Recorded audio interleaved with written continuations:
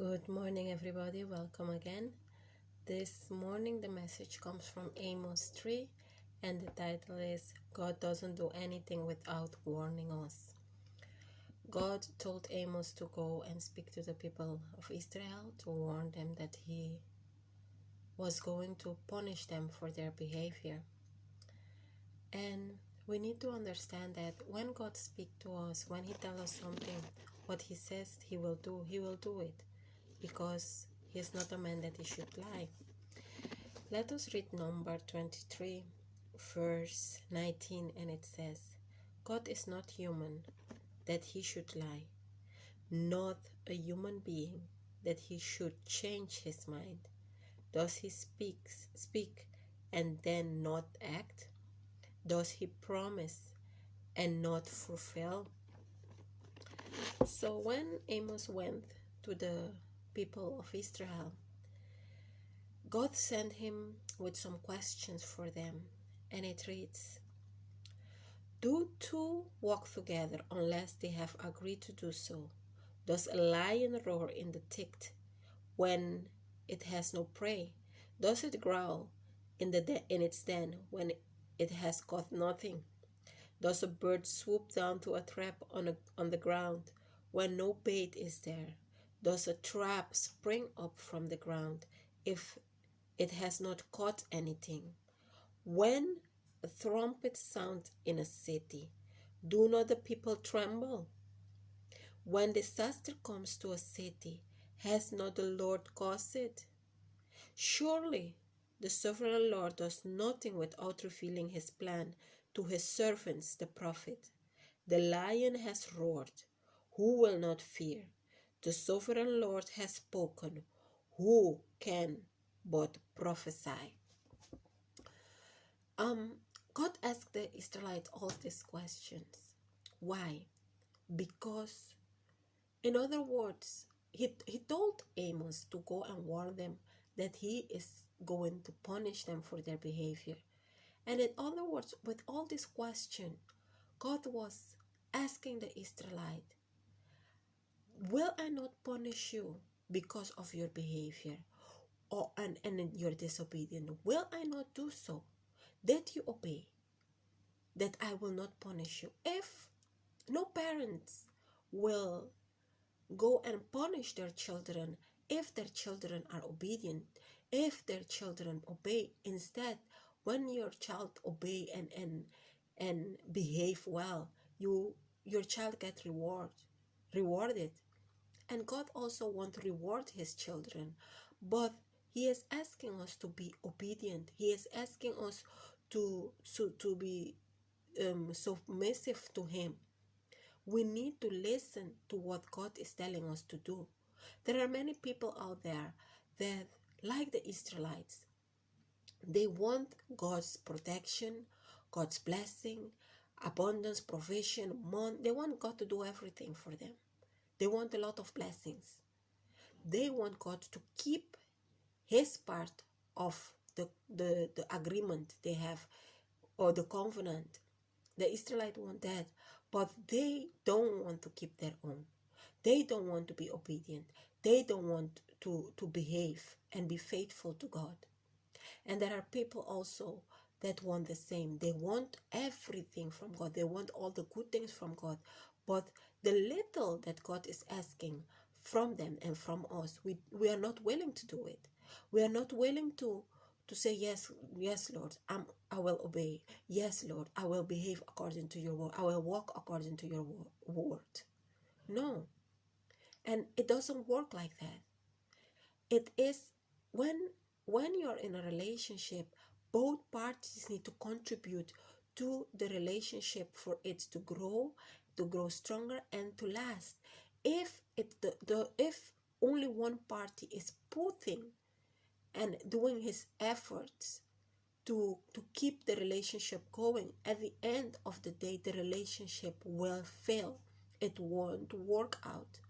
And that is the same with God. It is a relationship between us and God.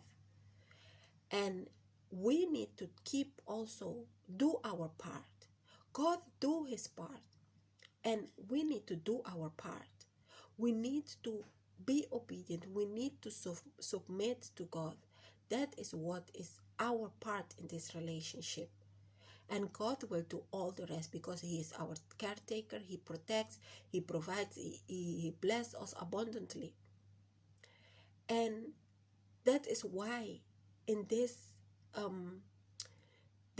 warning, God told the Israelites, I am about to punish you because of your behavior. And God is telling us the same today.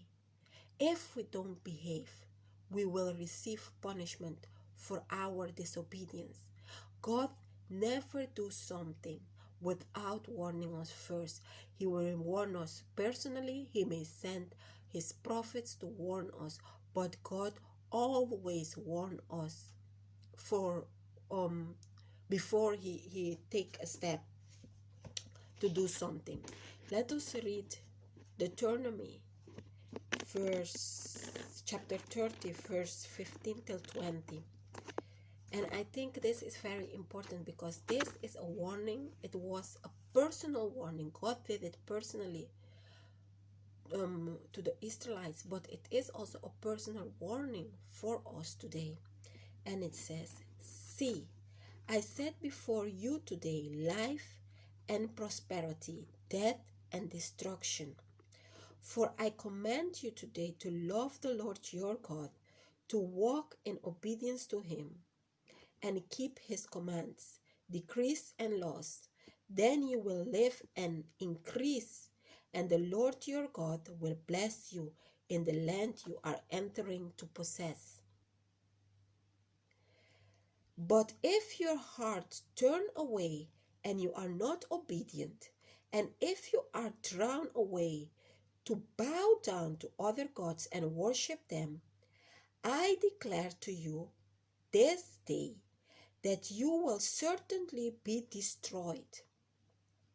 You will not live long in the land you are crossing the Jordan to enter and possess. This day I call the heavens and the earth as witness against you, that I have set before you life and death, blessings and curses. Now choose life, so that you and your children may live, and that you may love the Lord your God, listen to His voice, and hold fast to Him.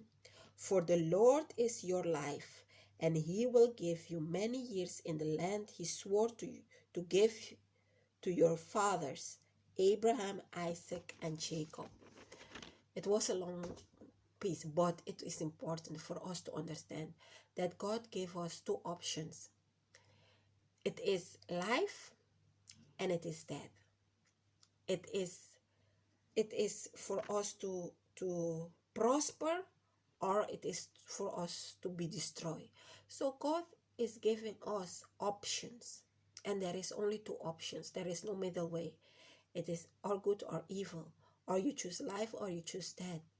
But God is telling us, if you choose life, I will make sure that you will prosper, that you will bless, that I will bless you, that if you love me, if you obey what I'm telling you to do, you will prosper, you will live, your children will live.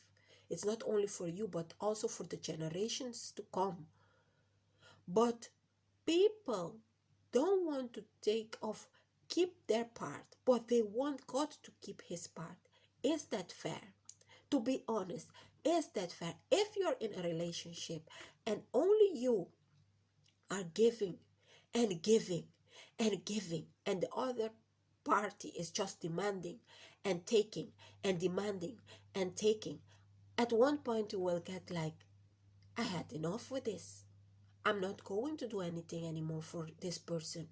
It's only me working in this relationship. It's only me making effort for this relationship to grow, for us to be together.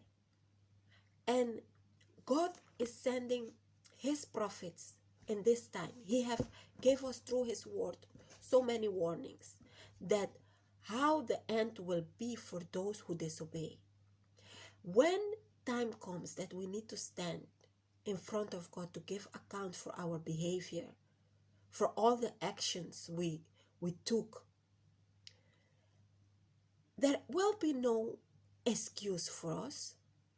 That nobody can stand there and say, God, I didn't know. God, I didn't know. This is a surprise for me. Oh, nobody told me that. Because God warns us. Or he warns us personally, or he sent his prophets. And the prophets on their turn come and tell us what God told them, warned them about. And we have options. Or the warning is for us to change from evil ways and turn to God, or the warning is for us to get ready, to prepare for what is coming. So God will always warn us. He will not do something without warning us.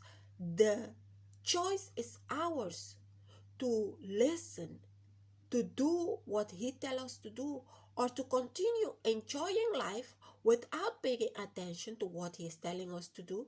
And at the end, when on the last day, when we stand in front of him, we cannot use any excuse. We cannot say we didn't know. On that day, people will be rewarded or people will be punished for their behavior. So there won't be any excuse. And we need to understand that what God tells us, the options he gave us, are not only for the people in the past, but it's also for us today. Why? Because God doesn't change. God does not change. So we cannot say, oh, those things only are for those people in the past. It's only for the Israelites, for the people who live in that time. Because God doesn't change. He is the same God. Let us read James 1:17. It says, every good and perfect gift is from above, coming down from the Father of the heavenly lights, who does not change like shifting shadows. It make it clear in Numbers 23:19. It tells us that God is not a man that he should lie. He is not a man that he should change his mind. What he says, he will do. So what God told the Israelites many times ago are still applicable in our lives today. It also counts for us, because he is not a God that changes. He doesn't change his mind. What he says he will do, what he promised he will fulfill, and he is not like a shifting shadow. And in Hebrews 13:8 says, Jesus Christ is the same yesterday and today and forever. So we see that both the Father and the Son are not changing. They are the same, yesterday, today, and forever. So we need to take heed to what God tells us to do, warn us about. It is not, we need to apply wisdom. We need to be wise. We need to fear the Lord for us not to take part in the punishment, for us not to receive punishment from God. If we are wise, if we fear the God, if we walk according to his word, being obedient and submissive, there is no way that you will be punished for being obedient. There is no way you will be punished for being obedient. And God tells us, let us remind this, because this verse is very important, in Amos 3:7, and it says, surely the sovereign Lord does nothing without revealing his plan to his servants, the prophets. So God will always tell us what is going to happen. I remember when this coronavirus, before the coronavirus hit, God gave me a word that the devil will attack me, but that that his weapon will not prosper. And I remember when I heard this I was like, he will attack me, but I was expecting a completely different thing. I was really expecting a completely different thing. And I got sick in December. I got sick in December, and this was before the words came out that it was COVID-19. I was really sick. My whole household went sick. And when this thing came out, I remember one day in, I think it's January or February, I was discussing with my husband, and he said this, and it was just like God told me, this was it. This is what I warned you about. And I was like, oh my goodness. This is what, and I remember I went and I started writing, because that time I wasn't doing videos, I was writing. So I went out and I write about it, and then the devil came and like, you are not telling the truth. And I changed my story completely that day. I remember I changed, and God just rebuked me that day. He told me, what I tell you is true. So what I told you, what you got is what the devil had planned for you, but he didn't take you out. He didn't prosper in what he was intended to do. So what that day I remember, God rebuked me. God rebuked me because I I knew I received the word, but because of what people said to me, I doubted, and I changed the story. And I want to tell you something.